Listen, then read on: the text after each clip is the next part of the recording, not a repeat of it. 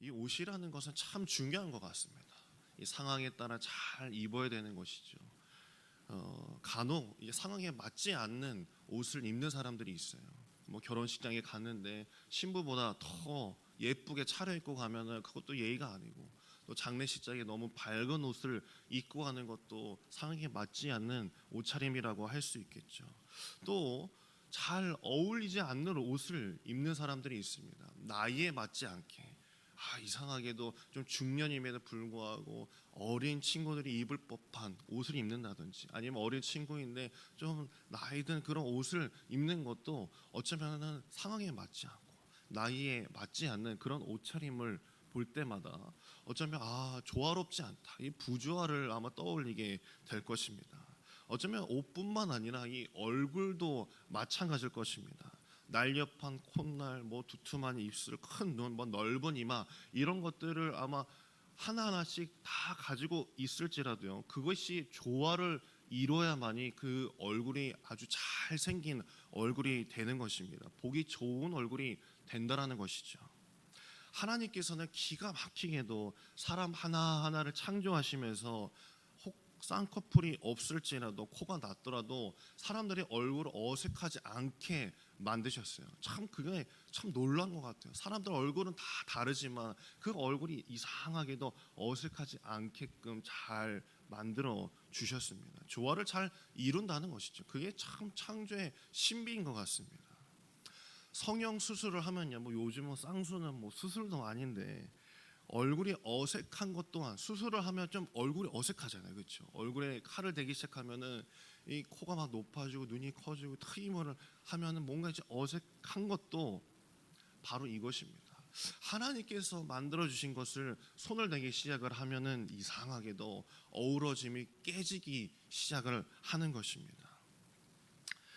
얼굴이라는 것은요, 이 얼과 이 굴이라는 이 순수 우리말이 합쳐져서 이 얼굴이라는 것을 이제 나타냅니다. 얼이 깃든다, 뭐 얼이 드나드는 무슨 굴 같은 그런 뭐랄까 수단, 뭐 통로라는 것을 이제 뜻을 가지고 있습니다.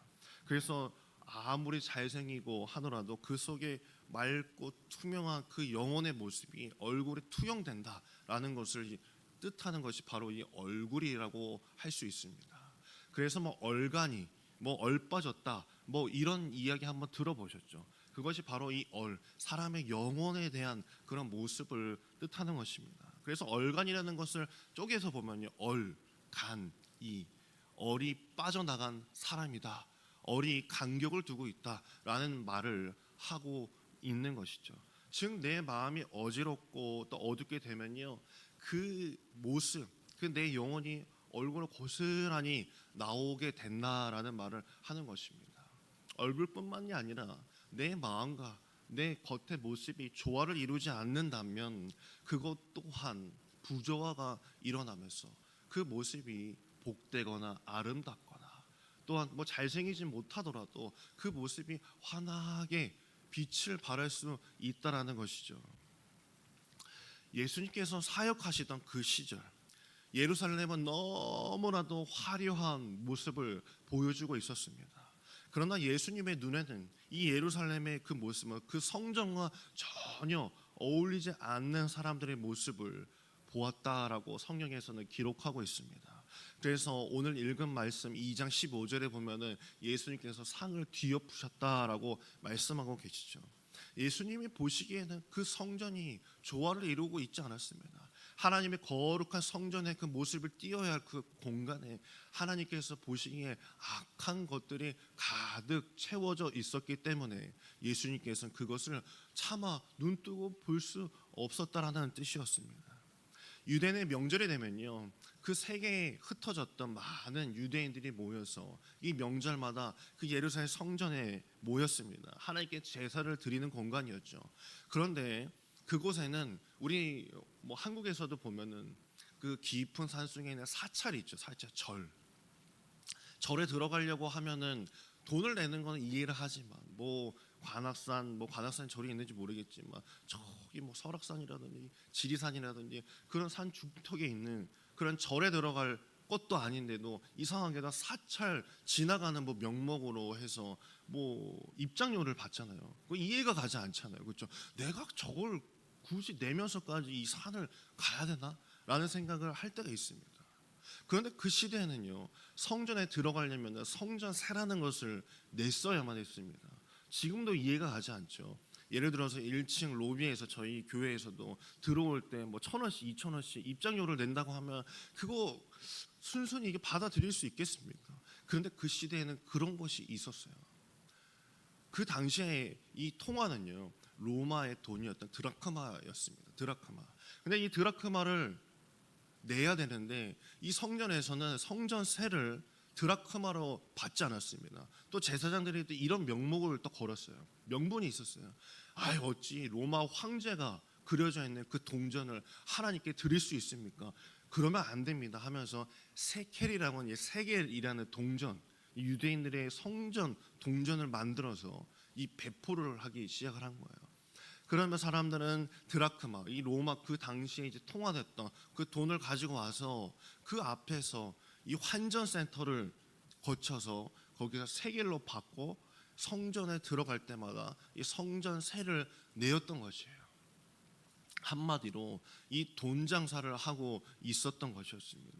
또한 그뿐만이 아니었습니다. 제가 얼마 전에 설교했을 때도 재물 장사를 하기 시작을 했어요. 재물 장사. 크게 두 가지였어요. 환전 장사, 재물 장사. 뭐 리베이트를 받는 것이었죠. 좋은 재물을 가지고 온 사람들의 그 재물을 보고 제사장들이 조금만 흠이 나면 뭐 데리고 오다 보면 흠이 날 수도 있는데 그것이 흠이 없는 것을 드려야지 어찌 하나님 앞에 흠 없는 것을 드리지 않고 흠 있는 것을 제사로 드릴 수 있어 하면서 막 이제 되돌려 보낸 거죠. 그럼 먼 길을 온 사람들 입장에서 다시 집에 돌아갈 수 없으니까 저기 성전 앞에 있는 조금 연결되어 있는 상인 집에 가서 어쩔 수 없이 조금 상품의 가치는 떨어지지만 그것으로 바꿔서 와서 이제 재물을 바치는 일들이 너무나도 많았습니다. 한마디로 이 성전의 모습은 하나님 앞에 기도하는 모습, 기도하는 소리가 흘러나온 곳이 아니라 성전에서 장사하는 사람들의 목소리, 그리고 짐승들의 울음소리밖에 들리지 않았던 것이었습니다. 이것을 보신 예수님은 분노하셨어요. 그리고 16절에 보면 이렇게 말씀하시죠. 내 아버지 집으로 장사하는 집을 만들지 말라라고 말씀하셨습니다. 이 말씀은 너희가 이 성전에 어울리는 사람이 맞느냐? 너희가 지금 이렇게 장사하는 것이 너희가 생각하기에 맞느냐? 하나님이 보시기에 너희가 이렇게 장사하고 정말 기도의 소리가 울려 퍼지지 않는 것이 어울리고 있느냐라고 말씀해 주고 계셨던 것입니다. 죄를 해결받는 곳이 되어야만 했던 곳이 오히려 백성들을 궁핍하게 하고 오히려 부정을 저지를 수밖에 없는 그런 공간으로 변질되고 말았던 것을 주님께서는 꼬집어서 말씀해 주셨던 것입니다. 제가 얼마 전에도 이 이야기를 했던 것 같은데 유명한 화가가 있었어요. 유명한 화가가 어느 날 그의 친구에게 물었습니다. 야, 너가 그린 그림은 참 좋은 작품인 것 같은데 이 그림이 좋은 작품인지 아니면 그렇지 않은 작품인지 너는 어떻게 평가를 할 수 있냐라고 이렇게 묻자 그 친구가 화가가 이렇게 대답을 했어요. 난 그림을 그린 후에 이 내 그림을 꽂히면 꽃 옆에 갖다 둬보고 나무를 그렸다면 나무 옆에 갖다 둬본다. 내 그림이 그것들과 잘 어울리게 되면 제대로 된 것이고 그렇지 않으면은 그 그림은 잘 그려진 그림이 아니야 라고 이렇게 이야기를 했다고 해요. 이 지혜 작가의 책에서 나왔던 글이었습니다. 이 구절은요 그 아주 유명한 샤갈이라는 그런 화가가 했던 말이었습니다. 샤갈은 자연과 가장 가까운 것이 가장 아름답다라고 표현을 했습니다. 그렇다면 예수님께서 계속 얘기해 주셨던 성전 정화 사건을 보면서 우리는 무엇을 알아야 될까요? 성전에 어울리는 사람과 어울리지 않는 사람은 그럼 누구일까요? 예수님이었을까요? 그 당시에 제사장들과 그 성전 안에서 장사를 했던 사람들이었을까요? 한 사람의 신앙이 좋은지 아닌지를 알려면은요, 우리는 이렇게 해보면 됩니다. 나를 십자가 옆에 둬보고 나를 주님 옆에 둬보면은 내가 제대로 신앙을 하고 있는지, 내가 주님 앞에 올곧게 서 있는지를 알 수 있는 것입니다. 내가 주님 옆에 내가 섰을 때 내가 왠지 어색하고 어울리지 않는 옷을 입는 것 같고 내가 어울리지 않는 얼굴을 띠는 것 같다면 그것이 주님 앞에서 아직 제대로 서지 못한 것이고, 내가 십자 앞에 섰을 때 주님과 동화되지 못한다면 아직도 주님을 붙들지 못한 사람으로 살고 있다라는 말입니다. 주님께서는 마지막에 이렇게 말씀하셨어요. 19절 20절에 보면은 내가 이 성전을 사흘 동안에 일으키리라. 내가 이거 다 부실 수 있다. 사흘 만에 일으키리라. 유대인들은 그것을 그냥 60 몇 년 동안 이거 힘들게 이거 지어놓은 거네. 네가 그걸 어떻게 한 번에 부시냐. 뭐 다이너마이트가 있는 것도 아닌데.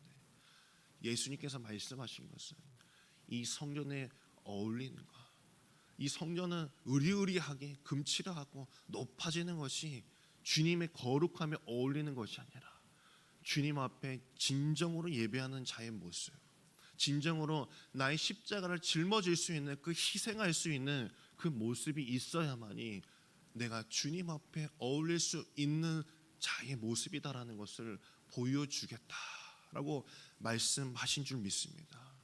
오늘 사순절을 지나가는 이 길목에서 내가 주님 앞에 어울리는 사람인지, 내가 십자가 옆에 내가 섰을 때 주님과 함께 동화가 되는 사람인지를 한번 되돌아보시면서 주님 앞에 나를 되돌아보는 그 회개의 마음을 가지며 주님 앞에 기도하는 저와 여러분에게 간절히 소망합니다. 기도하겠습니다.